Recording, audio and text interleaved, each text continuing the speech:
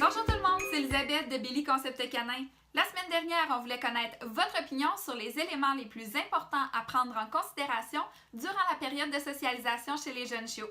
Encore une fois cette semaine, j'ai décidé de vous donner mon opinion sur le sujet.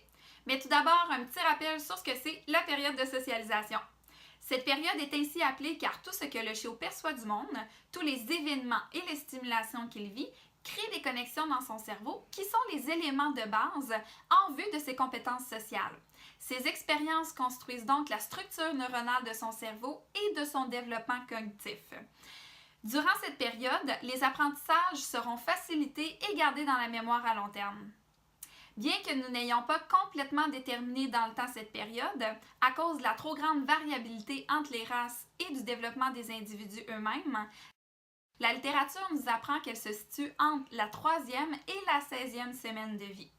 Évidemment, il y a beaucoup de choses à prendre en considération durant la période de socialisation, mais j'ai décidé aujourd'hui de vous donner 4 recommandations pour faire en sorte de vivre une belle période de socialisation riche et positive.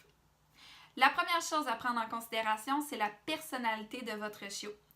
Chaque chiot est différent et arrive dans sa nouvelle famille avec un bagage génétique et déjà des expériences.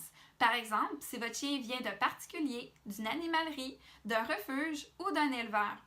Observez au-delà de la race et regardez constamment votre chien, sa personnalité pour vous adapter et y aller à son propre rythme. La deuxième chose à prendre en considération, c'est la qualité. Il est primordial que durant la période de socialisation, votre chiot vive que des expériences positives. Créez de belles associations à chaque nouvelle situation, par exemple en utilisant son jouet préféré ou des friandises pour faire en sorte que votre chiot aime la situation. La troisième chose à prendre en considération, c'est la quantité. Évidemment, ce que l'on veut, c'est se faire un plan de match selon la personnalité de votre chien. Par exemple, ça peut être que cette semaine, on rencontre 3 personnes de la famille, amis, ou le vétérinaire toiletteur. On va à 2 nouveaux environnements, par exemple le stationnement d'un supermarché, et on rencontre au moins 3 nouveaux animaux, chien, chat, lapin, par exemple. Je vous invite à télécharger la grille de révision Billy sur notre site internet. Je vais vous mettre le lien dans les commentaires. C'est une petite grille, une mine d'or d'informations pour vous aider à ne pas oublier des choses durant la période de socialisation. Elle va également vous permettre de voir l'évolution de votre chien de semaine en semaine. Et la quatrième chose à prendre en considération, c'est le langage de votre chien.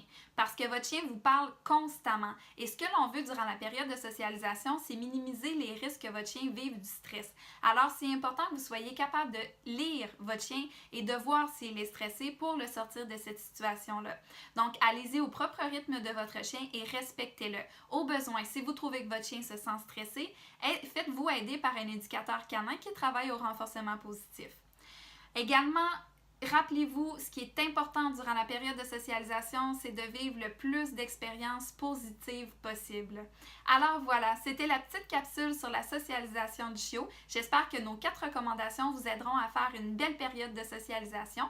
Si vous avez des questions ou des commentaires, n'hésitez pas à nous écrire, ça nous fait toujours plaisir de vous lire. Et je vous dis à la semaine prochaine pour une prochaine capsule. À bientôt!